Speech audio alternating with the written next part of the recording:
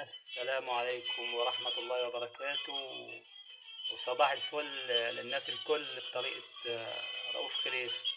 أنا أكتر يعني الفترة اللي غبت فيها يعني عن الحياة وكده ما كنتش بتابع فيها كورة خالص. فلما رجعت ولقيت خبر إن دورت على رؤوف خليف يعني على BN سبورت ما لقيتهوش، فبحثت عن جوجل لقيت إن هو طلع معاش أو بلغ ال60 فكده.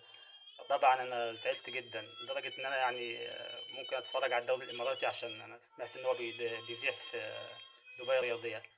المهم ان شاء الله يعني ايه جمعه مباركه عليكم باذن الله. وفي يعني ان شاء الله المحتوى بتاعنا والقناه بتاعتنا هنطورها، وفي مواضيع جديده وفي حاجات جديده ان شاء الله هنعملها باذن الله على الصفحات وعلى على القناه باذن الله.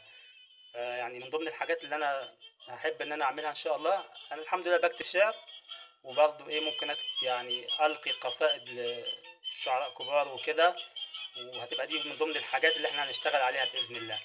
بس انا بحب يعني ايه احب اسمعكم يعني ايه ابيات كده بحب اقولها دايما حتى انا مع نفسي كده.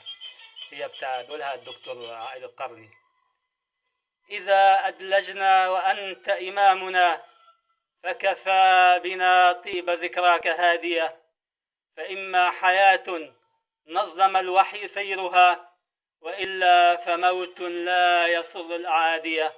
رضينا بك اللهم ربا وخالقا، وبالمصطفى المختار نبيا وهاديا، عليه أفضل الصلاة وأتم التسليم. وجمعة مباركة عليكم ونهاركم سعيد إن شاء الله بحفظ الله.